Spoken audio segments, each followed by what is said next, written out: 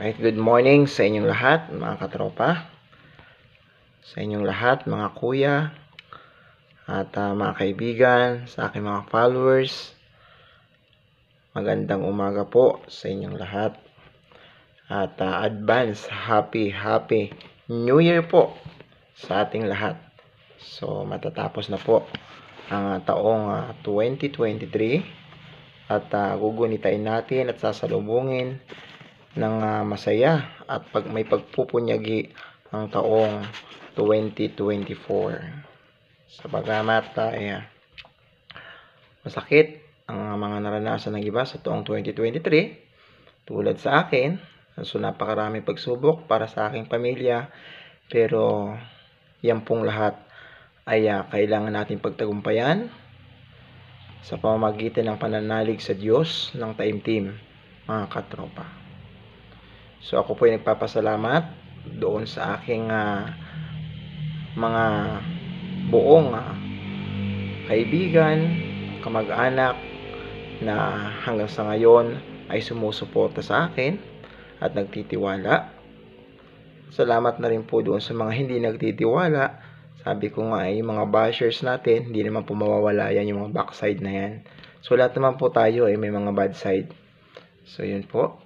At syempre, humihingi rin po ako ng paumanhin, doon sa mga aking mga kinautangan na inabot na po tayo ng New Year. Hindi po natin natugunan. Ibig sabihin nabayarang lahat yung ating mga hiniraman. So, huwag po kayo mag-alala dahil kaya nga po hindi tayo tumitigil. Kahit tayo may nararamdaman, meron tayong sakit, tuloy po tayo laban kasi pinag-iipunan po natin yung ating mga hiniraman at hindi naman po natin yan nakakalimutan. Hindi ko po kinahihiyayan dahil wala naman pong dapat ikahiya. At yun po nga sa aking mga kinautangan, lalo sa aking kumpare, sa inyong mag-asawa, makakabayad din po tayo sa inyo, pare, mare.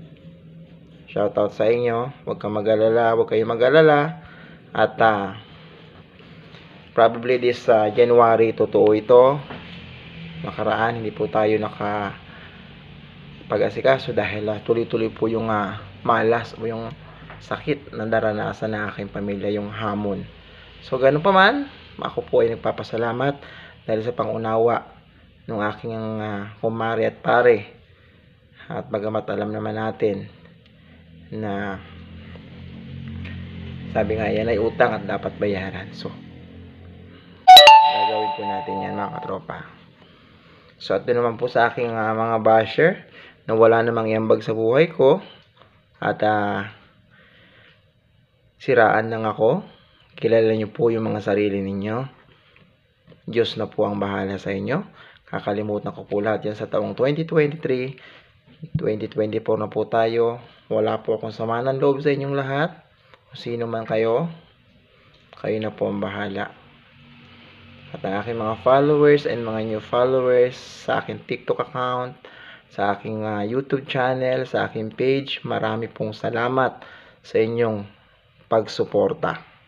Sa pag-like and share sa aking mga posts. Maraming salamat po.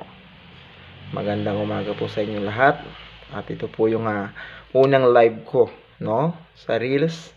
At ipopost natin sa aking Facebook account para mabasa at mapanood, marinig ng lahat yung ating pagbati at paghingi ng paumanhin o pasensya sa lahat.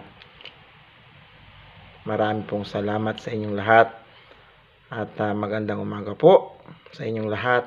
Again, Happy New Year po. Nawa po ay ipagkaloob sa atin ng Ama ang biyaya sa taong papasok na 2024. Naway maging mapayapa po ang lahat. Maging ating buong pamilya ay sana'y magtuloy-tuloy na po ito. Salamat po sa inyong lahat, mga katropa. Magandang morning po.